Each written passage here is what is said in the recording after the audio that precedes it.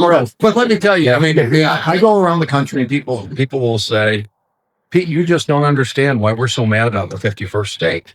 It's kind of like, yeah, you're right. I don't. Okay. Well, they were talking about $54 million of ads, American dollars. So real money. The just a joke. Just a joke. Okay, lighten up. Why is this clown still in our country? And why do we need to keep inviting him to events in Canada? Nothing productive ever comes out of anything he shows up to. Can't we just stick him in a basement and let him work from there? If you know where this scene is from, put it in the comments. Welcome back, everyone. Today I wanted to talk again about the F-35 versus the Gripen topic, which is going to be a huge decision for Canada. I know a lot of us are just saying go ahead with the Gripens already, and I agree. But I also get that there's a lot at stake here. But what I really wanted to focus on today is why a former Canadian general is so hell-bent on pushing the F-35s. There's a reason he's basically become the #1 F-35 salesman in the country. So we're going to get into that in today's video. Today's backdrop is another one from Lorelei.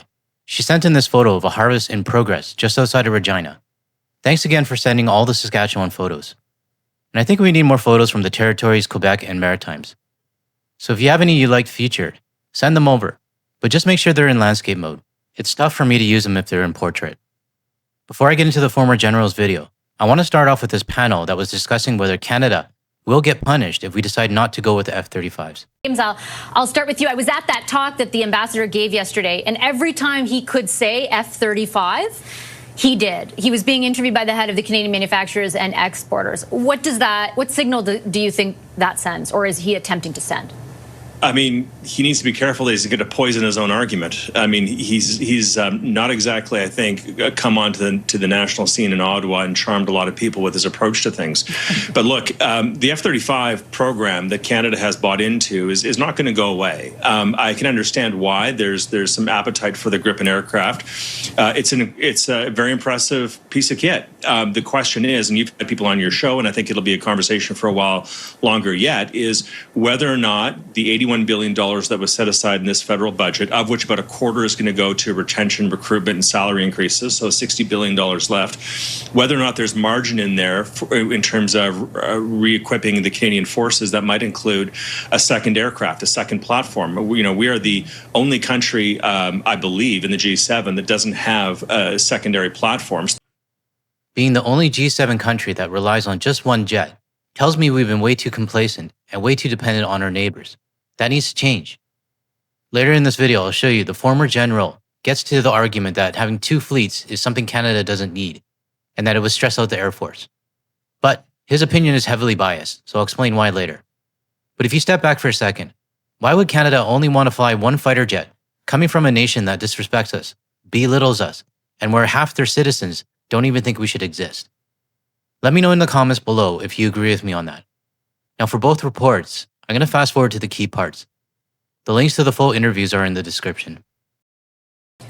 What I garner, Peter, though, from what the ambassador said was that there would be a consequence if the federal government does not proceed with the F-35s. And at the same time, he's saying, oh, you're a sovereign country. I understand the review's going on. But he tied it explicitly to trade talks.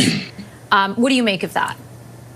Well, first off, I mean, we have to recognize that the F-35 program is a troubled program. And the Auditor General flagged the fact that costs have risen over 50%. We're now at $9 billion more for the initial aircraft than we were supposed to pay. It is a very troubled program. So we have a troubled program on the one hand. On the other hand, we see a government that has conceded time after time after time to the Americans. And that's why you have the U.S. ambassador in an unprecedented way, pushing again to force the government to concede yet again. I hope they do not. And the NDP has been very clear. We think the F-35 purchase should be canceled, but we should not be looking to throw more money into a program that has been experienced so many delays and so many cost overruns. And the reality is we don't have the same presence in the House of Commons, but we will certainly be speaking out to say this doesn't make sense to have more military integration with the American administration at a time when Donald Trump has mused openly about annexing Canada. I guess Peter couldn't help but sneak in that NDP plug there. But I do agree with him on one thing. We should not be adding more military integration with the United States, especially with the leader and the administration they have right now. If you are for Canada, this should be something that we all agree on, whether you're Liberal, Conservative, NDP, or BQ. Unless, of course, you're a 51st state supporter. But I also agree, we cannot continue to concede to the Trump administration. The more we do, the more Trump and his lapdogs will think it's acceptable moving forward. When you stand up to a bully, they might try again to push you up against a wall. But when you punch that bully in the nose and give him a bleeding nose, he learns pretty fast that he can't push you around anymore. And look, the reality is that whichever way this plays out, Canada and the United States will continue to be joined by geography and mutual shared interest when it comes to protecting our skies because of those factors, and also because we are long-standing allies. That does not preclude us from continuing to explore other opportunities when it comes to our relationships in the defense space. One of the things that the Prime Minister did last spring was negotiate a Canada-EU security and defense partnership, and we're now starting to see the practical benefits of that in the form of other agreements, including most recently this week, the visit by the Swedes, where you're going to start to see, I think, some real tangible benefits in that space. I agree with this, and the partnership with the EU isn't going to change overnight. It's going to take some time. In my opinion, going solely with the F-35s is a mistake. When we have nations like Sweden and others who actually want to work with Canada, and they do not want to annex us. Now, moving on to the former Canadian General Thomas Lawson, he gives a completely different point of view, and he's very pro F-35. And I have to say, I got total used car salesman vibe from him during the interview. Let's take a look. Again, I'll show you the key parts, but the link to the full interview is in the description. Hi, General Lawson. It's good to have you on the program. Thanks for making the time. Thanks, Pashi. I want to disclose right off the top, and we've said this before, you advised for a period of time Lockheed Martin, the company behind the F-35s, but we have had on the show the past few days, major proponents of the Gripen, so I want to make sure that we sort of explore the other side of the argument as well. I know that you view the F-35 favorably. I'm not a military expert, you are. What is it about that fighter jet that you think would better serve Canada's military? Well, it seems like such a complex file, doesn't it? People talk about trade benefits and they talk about how tough it would be to have two fleets with the Air Force. What it really comes down to is what you're asking, though, Vashi, and that is, what's the difference between the two aircraft? And your previous speaker, the defense minister there, will put on a great show. Saab and the entire country of Sweden is doing their best with an aircraft which is yesterday's technology tomorrow. It would saddle Canada with decades of aircraft that aren't a lot better than the F-18s that we're about to retire. The F-35 is the way ahead. It's a new fifth-generation aircraft with stealth and fusion. What that means is that you're not just buying an airplane, you're buying a network. And that's the problem, because the entire network has a virus, and it's this guy. You see what I mean about the used car salesman vibe? Now, I wanted to find out a little bit more on what kind of advising he actually did for Lockheed Martin in the past. But what I found is that he's on an advisory board for the Park Group, and his description on their website said he's still an advisor for Air Canada, Lockheed Martin, and a few other companies. So whether he officially is or isn't right this second, he clearly has a strong bias, and almost definitely still has ties to Lockheed Martin. I don't know, maybe he has a vested interest in seeing the Lockheed Martin share price keep going up. Keep this in mind when you're listening to his interview.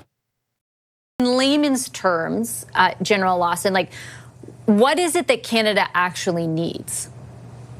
Yeah. So in layman's terms, we just don't have time to get into why the F-35 is such a more capable aircraft. Why not? I wanted to hear the actual answer, not just a redirect on why the F-35 is the more capable plane, in your opinion. Than the Gripen. I attempted to do it there with a little bit of a dialogue, but it's much more difficult. So what we really need to do is we need to trust the experts, the Canadian experts who have gone head-to-head in competition and looked at these two and came out with their recommendations, and they were clear in Canada, as with every other country that have compared these two aircraft. If you listen to the excellent speaking Swedes and their test pilots, they will make it very difficult for you to, as a non-fighter pilot, to refute what they're saying. So go with the experts, go with what Canadians have found by looking at these two aircraft, and it puts the F-35 far ahead of the Gripen. This is the kind of mannerism and gaslighting you see from someone who's worried about losing a contract or has something at stake here. Are you sure you don't have any ties to Lockheed Martin anymore? Because I have to wonder, how much would that stock price drop if Canada announced that we're canceling the 16 fighters that we got from them, or we decide to go with a dual fleet moving forward? Does anyone else think that this is why he's so hell-bent on convincing the audience that F-35s are the better choice? Let me know in the comments if you agree with me on this. It's getting late here and it's like midnight while I make this video. So I don't know if it's just me getting this vibe or if I'm just too tired. And at the end of the day, we have to make sure that our pilots over the next 3 decades are available to fly aircraft that are going to be safe and effective in wartime situations. That's what it's all about when we're serious about defense. I think if I understand the government's position right, the reason that they're even considering this is, of course, what's going on with Trump, right? With the trade war and the idea that, you know, his administration would take such direct aim at Canada, and then we would, you know, continue on with this partnership. And I acknowledge, obviously, there are other countries involved with the F-35 as well, but the deal that we originally signed in 2023 was with the U.S. government and then the companies that are associated with it. Is there, in your view, an upside or a downside to more than one type of fighter jet? For example, if we were to split up the fleet, like what does that look like from your perspective? So it's quite simple. As a fighter pilot today, I would not want to take the Gripen to war. So there is no upside, I don't see, even if you could afford it, even if you had enough fighter pilots, even if you had enough technicians, by the way, which we don't on either of those counts. Okay, Mr. Lawson, I thank you for your service and everything you've done for Canada's military. But my spidey senses are telling me that you're showing your bias for what looks like a personal reason instead of focusing on protecting Canada and moving us away from a nation that consistently disrespects us. I'm not a military person. My entire military knowledge pretty much comes from playing Call of Duty. I'm just wondering what your real agenda is, because you're starting to remind me a little bit too much of Pete Hoekstra. You would not want to have this aircraft if you were serious about flying it into a peer, you know, China, Russia, or a non-permissive, threatening environment. So, you know, for that very reason alone, and that's the main reason, you don't want to split fleets. And I guess I wonder, like, is your view informed by, understandably, your experience, but that two things can be true at the same time? And the political view that is, you know, the one espoused right now is also something we have to be cognizant of. Oh, certainly. You know, as a red-blooded Canadian, like others, the way we've been treated by the American administration. Well, Wayne Gretzky has Canadian blood, and so does that idiot Mr. Wonderful, and even Ted Cruz. But just because you're born in Canada doesn't mean you automatically get to use your quote-unquote Canadian blood as some kind of loyalty badge to Canada. Is abominable, and I certainly applaud the Canadian government for looking to diversify how we spend our defense dollars. The problem here is this is a fleet of aircraft that for decades we've been planning to get, and we've actually helped with the development of this aircraft. It is the one available to us that will work for a couple of decades, for a few decades, and keep our pilots safe when they go to war. But things change. We're in turbulent times right now, and the people in the nation we worked with for decades have changed. Personally, I'm willing to hit the reset button based on trust. And Lawson sounds like he's so emotionally invested into the F-35 that he's pulling out every line a salesman would use to close the deal. I'm not going to say he's financially invested because we don't know that. But then again, there are things that make you go, I'm going to cut the interview here because the rest of it is just more gaslighting about why the F-35 is supposedly better. Yo, hey. You can watch the full video in the link below. Now, I'm not going to lie or pretend that I know what he's talking about when it comes to the military specifics, because I really don't. But what I do know, as a real red-blooded Canadian, born in Vancouver General Hospital, is that when the situation changes and the trust is gone, you don't keep going with a country that is threatening your existence. Hell, we have US citizens in our comments telling us that Canada should not go with the F-35s because their own country can't be trusted. So this general, in my opinion, is really showing his true colors, and it makes me want to go with the Gripens even more. Let me know your thoughts on this general, and on my take in the comments below. Do you think we should keep the F-35s based on the reason he gave? Or is it time to hit the reset and disconnect from the dysfunctional neighbors below us. That's it for this video. I'll catch you all in the next one, and I appreciate you watching to the end if you're still here. Have a good rest of your day, everyone.